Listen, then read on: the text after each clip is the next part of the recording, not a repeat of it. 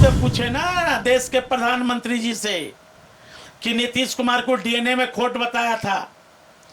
मैं तो कहना चाहता हूं नीतीश जी से कि नीतीश जी, आपका डीएनए का रिपोर्ट आ गया है क्या? आपको देश का प्रधानमंत्री जब बताता हो कि डीएनए में खोट है, तो नीतीश जी को तो कम से कम लज्जित होना चाहिए कि एक देश का प्रधानमंत्री ऐसा लफ्ज बोल रहे हैं।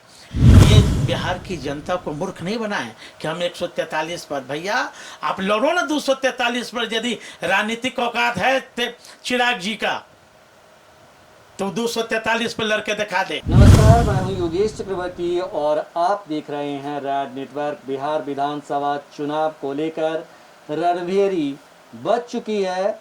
चुनाव आयोग ने बिगुल बजा दिया है और इसके साथ ही तमाम राजनीतिक दल चुनाव मैदान में कूदने के लिए अपना अपना कमर जो है कस लिया है। हालांकि चुनाव आयोग ने कोरोना काल की वजह से जो शर्तें लगाई है वो कहीं ना कहीं महागठबंधन के लिए नुकसानदायक साबित होगा।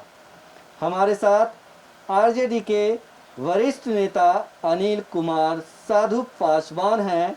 आइए उन्हीं से जानते हैं चुनाव को लेकर आरजेडी किस तरह से तैयार है। अनिल जी, जिस तरह से कोरोना काल में चुनाव आयोग ने चुनाव की घोषणा के साथ शर्तें लगाई है, खास करके कि वर्चुअल रैली ही ज़्यादा होगी, वर्चुअल रैली ही जो है तमाम राजनीतिक दल कर पाएंगे, तो क्या लग रहा है कि ये कहीं ना कहीं एक तरफा हो जा रहा है, क्योंकि आप लोग के पास उतने संसाधन नहीं हैं जितने कि जेडीयू और बीजेपी के पास है?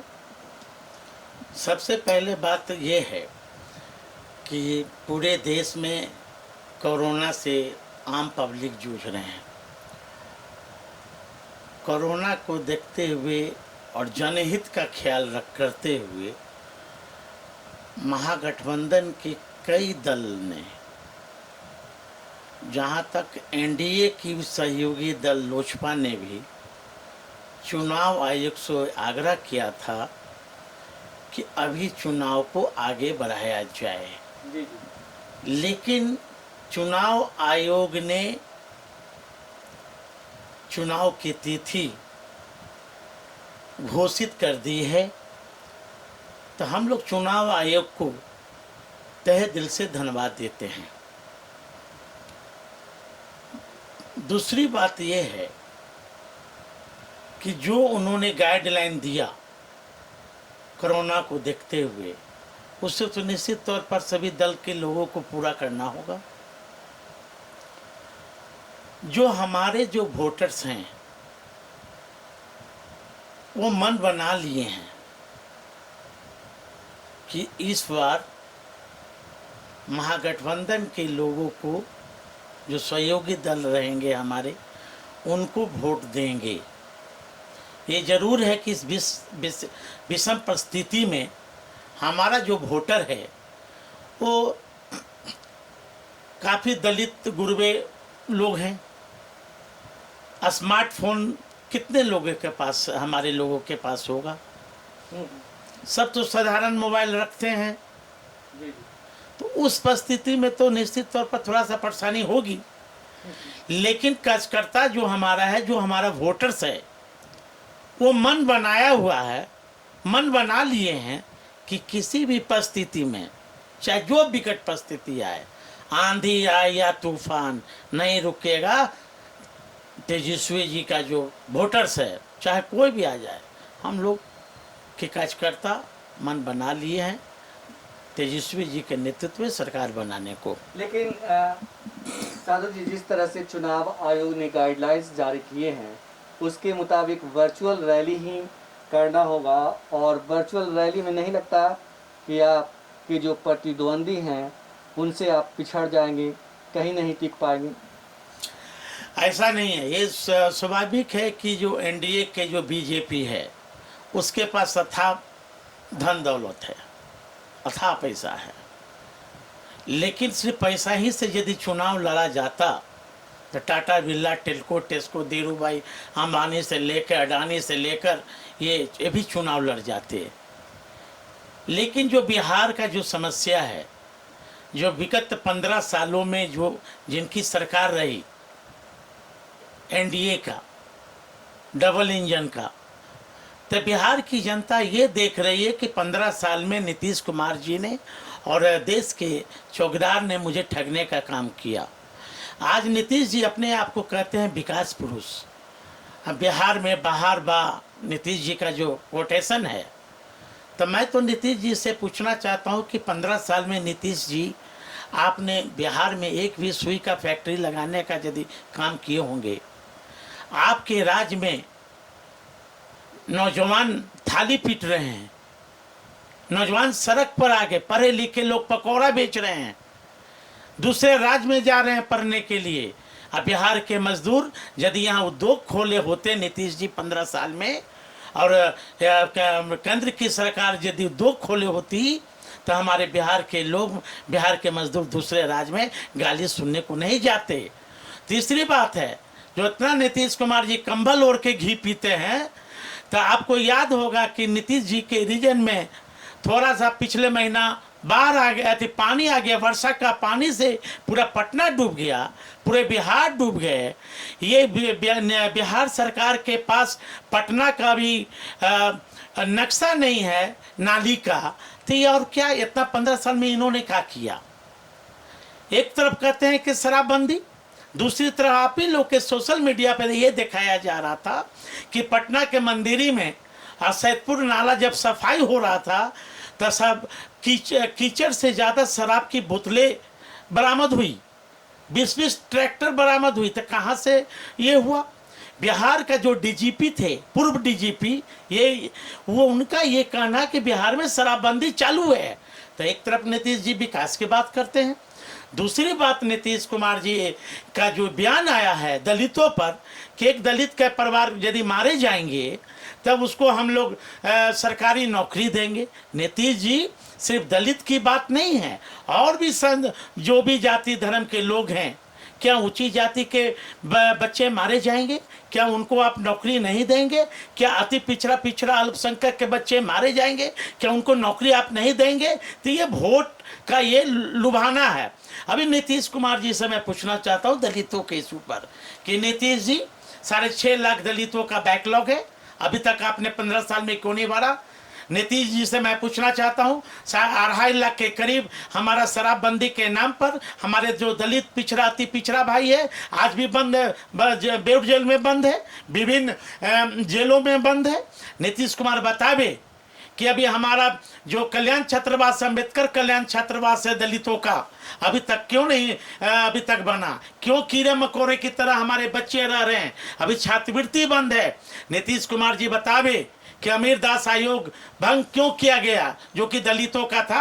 अमीर दास आयोग तो भंग किया ही गया, लेकिन अनुसूचित जाति जनजाति आयोग को भी इन्होंने भंग करके रखा है। इसलिए कहीं नीतीश कुमार के दिल में दलितों के प्रति प्यार नहीं है, बल्कि ये मैं तो यही कहूँगा आपके चैनल के माध्यम से कि नीतीश कुमार दलितों का सबसे बड़ा रक्षक नहीं, सबसे बड़ा ये भक्षक है।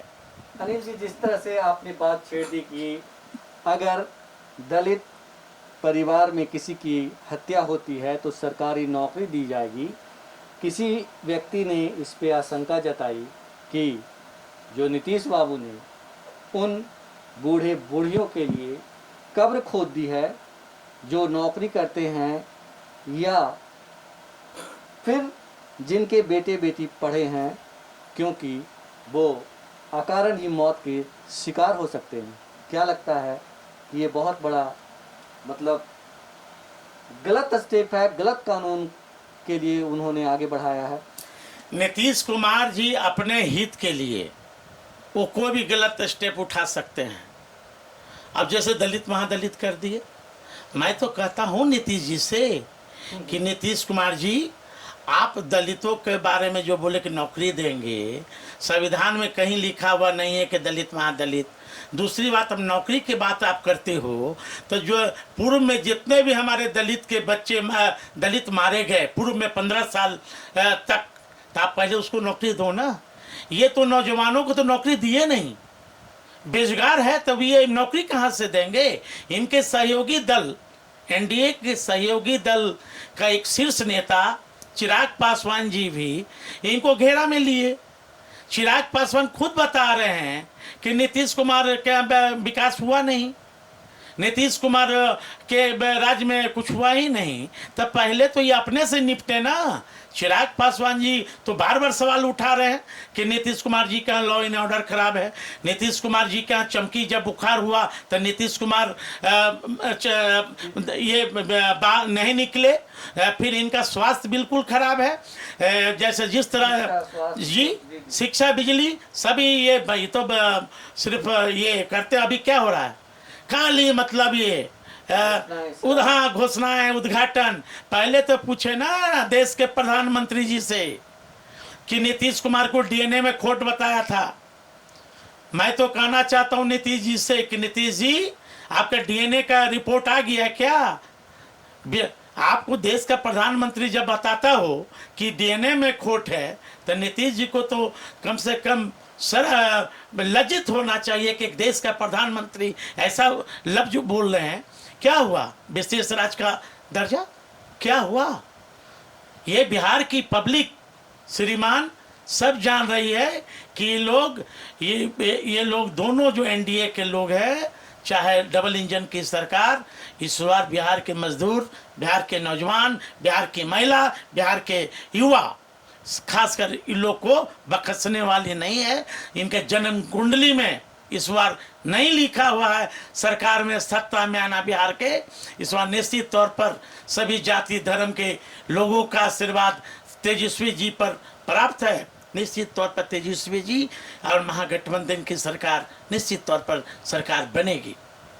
सर जी, जिस तरह से आपके संबंधी हैं चिराग पासवान और नाराज चल रहे हैं आजकल नीतीश कुमार जी से, जेडीयू से, और कई तरह के कयास लगाए जा रहे हैं, क्या अगर वे आरजेडी में आते हैं, महागठबंधन में आते हैं, तो क्या आप उनका स्वागत करेंगे? मैं तो 1 साल पहले से मैं आदरणीय रामविलास पासवान जी से मैं आग्रह कर रहा था कि आप आइए, एनडीए छोड़कर आप आइए। लेकिन जिस तरह चिराग जी का जो बयान लगातार मतलब ट्वीट भी कर रहे हैं, अब लगातार उनका पत्र के माध्यम से बिहार के मुख्यमंत्री को जिस तरह वो घेर रहे हैं, पहले तो चिराग जी फैसला करें ना। चिराग जी डबल पॉलिसी राजनीतिक कर रहे हैं, जीत भी मेरी और पट भी मेरी। एक तरफ कहते हैं कि हम 143 सीट पर लड़ेंगे, मैं तो चिराग जी से मैं पूछना चाहता हूँ 143 पर क्यों, आप लड़ो 243 पर लड़ो। अब दूसरा इनका कहते हैं कि हम जो भी जेडीयू का सीट हम उस पर लड़ेंगे, तो बीजेपी के सीट पर क्यों आप नहीं लड़ोगे।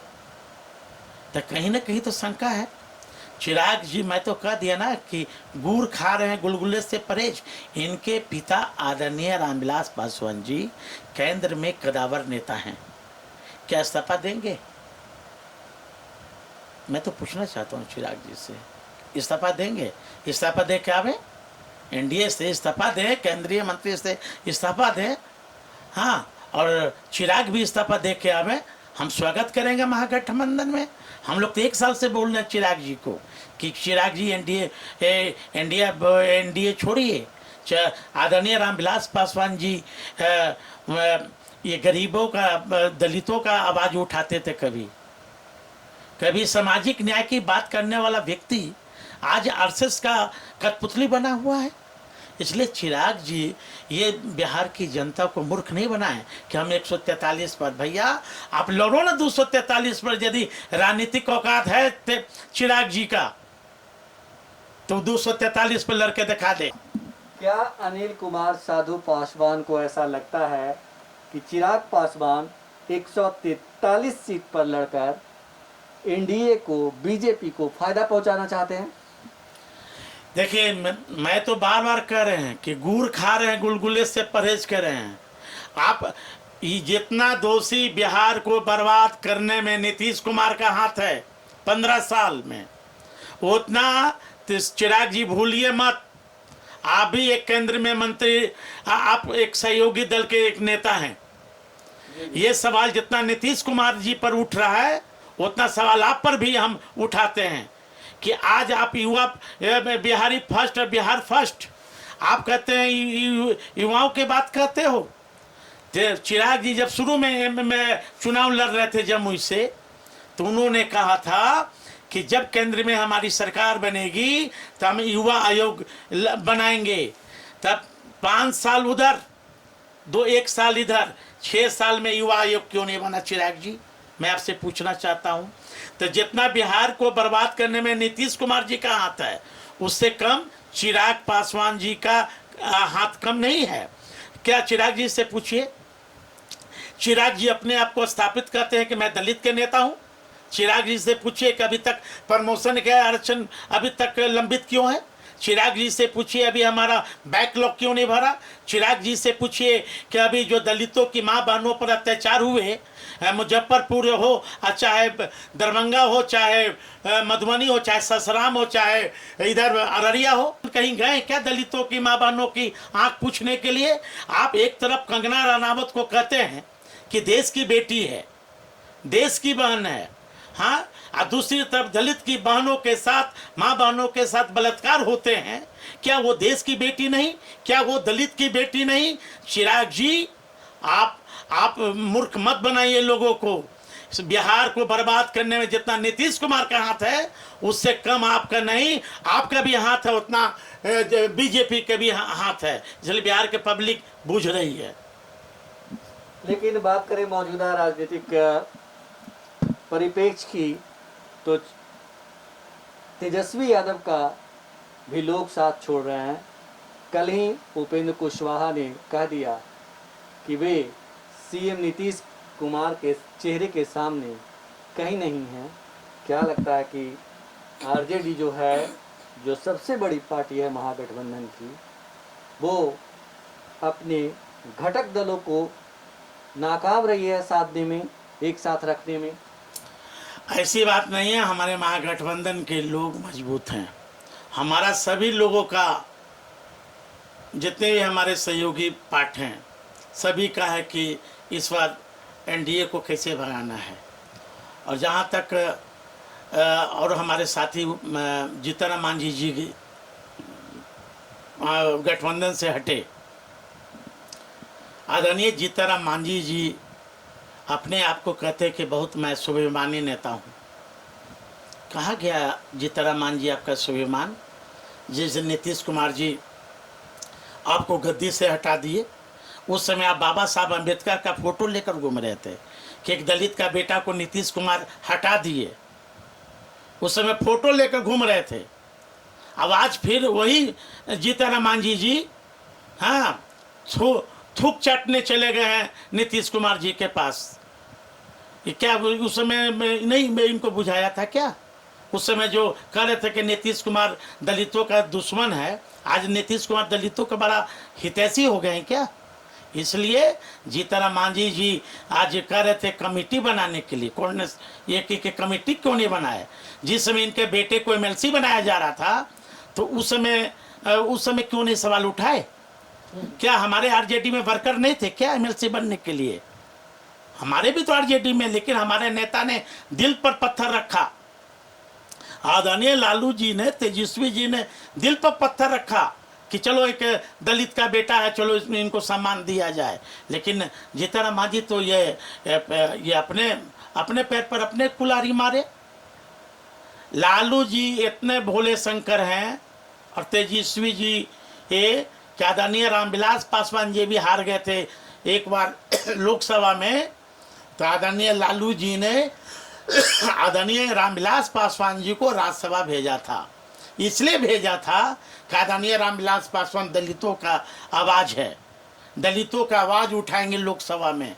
इसलिए लालू जी और तेजस्वी जी एक निश्चित तौर पर सामाजिक न्याय के योद्धा हैं, और दलितों के, गुरबा के, ऊंची जाति के जो गरीब गुरबा हैं, पिछड़ा, दलित, अकलियत के ये लोग मसीहा हैं।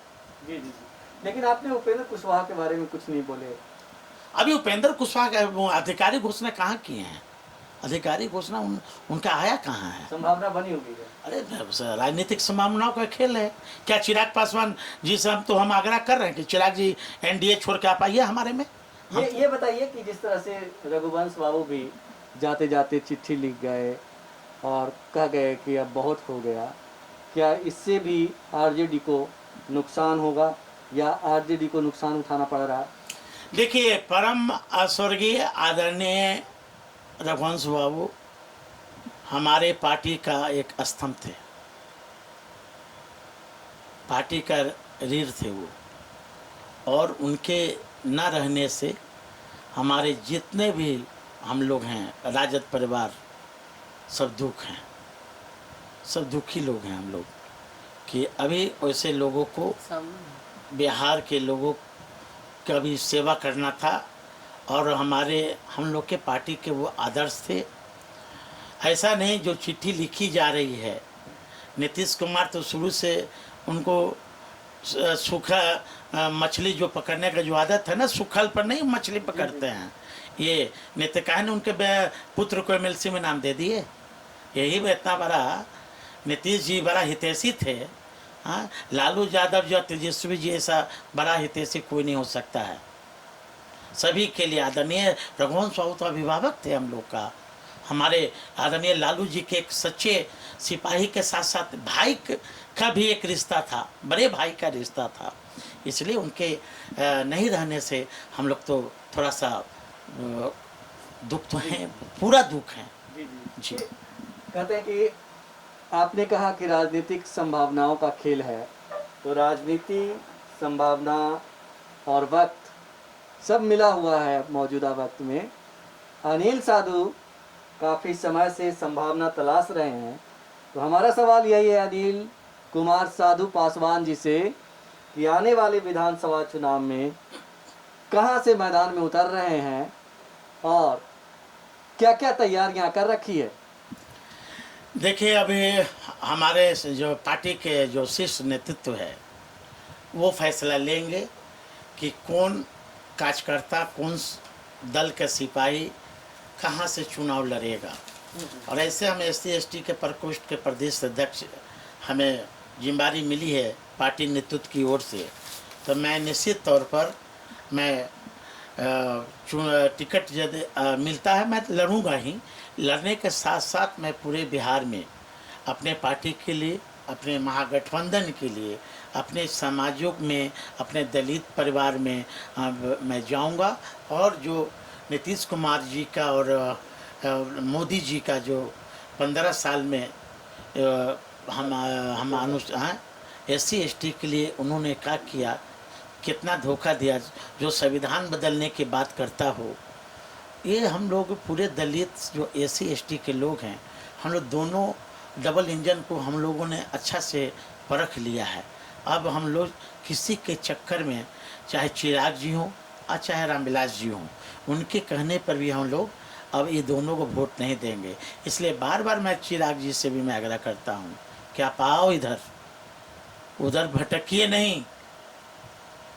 मैं तो मांग करता हूँ यदि चिराग जी बार बार, तो मैं तो एक बार नहीं बोला हूँ, आना तो आइए, आने तो उधर की राजनीति करना। तब ये लुका छिपी का खेल जो खेल रहे हैं, 143 लड़ना तो 243 में लड़के अपना फरियाद लो भाई।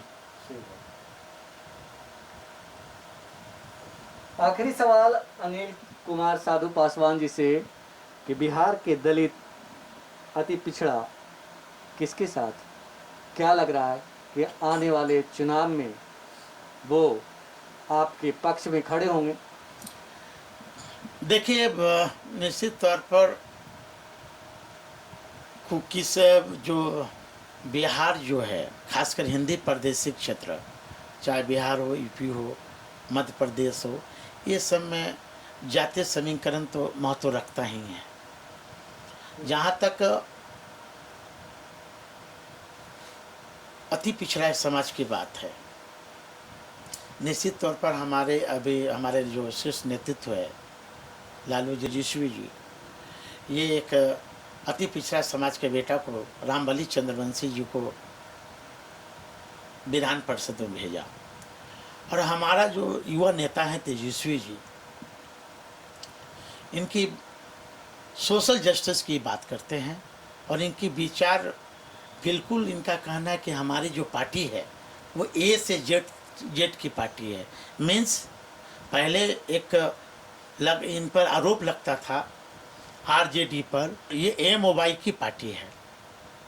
लेकिन तेजस्वी जी के नेतृत्व में जब से तेजस्वी जी ने कमान संभाला, तब से इनका एक ही है कि एमओवाई की नहीं, बल्कि सभी जाति धर्म सभी ए से जेड की पार्टी है। तो आपने देखा होगा कि एक राज्यसभा में एक सिंह जी को, जो बरमसी समाज के से आते हैं, उनको राज्यसभा में दिए। एक अकलियत समाज से आते हैं, उनको दिए। फिर ये कम से कम तेजस्वी जी की ये सोच पूरे बिहार के युवाओं को अंदर से, दिल से लगाता है कि ये व्यक्ति सिर्फ एक जात की बात नहीं करता, एक धर्म की बात नहीं करता, बल्कि पूरे जाति धर्म को एक साथ लेकर युवाओं को भी इन्होंने तरजीह देने का काम किया। और खासकर जो हमारे दलित जो भाई हैं, उनको भी ये दिल से तेजस्वी जी का कहना है कि आप 2 कदम बढ़ो, आगे चलो, मैं 10 कदम आगे बढ़ के मैं आपको दिल से लगाऊंगा। इसलिए लालू जी को मैं व्यक्तिगत तौर पर आज से मैं नहीं जानता हूं। आज आपके चैनल के माध्यम से बताते हैं कि लालू यादव नहीं होते आज, तो दलितों को कुर्सी पर कोई लोग बैठने नहीं देता। जो आज पिछड़ा जो दलित आज संविधान की बात करने लगे, कुर्सी पर बैठने लगे, तो वो लालू यादव जी का देन है। हम लोग ये कर्जा कभी उतारेंगे नहीं, ना लालू जी का ना तेजस्वी जी का। आज कुर्सी पर बैठ रहे हैं, बोलने का यदि आवाज है तो एक ही व्यक्ति है, वो व्यक्ति का नाम है आदरणीय लालू प्रसाद यादव जी। वो व्यक्ति कम से कम हम लोग को बोलने का सिखाया।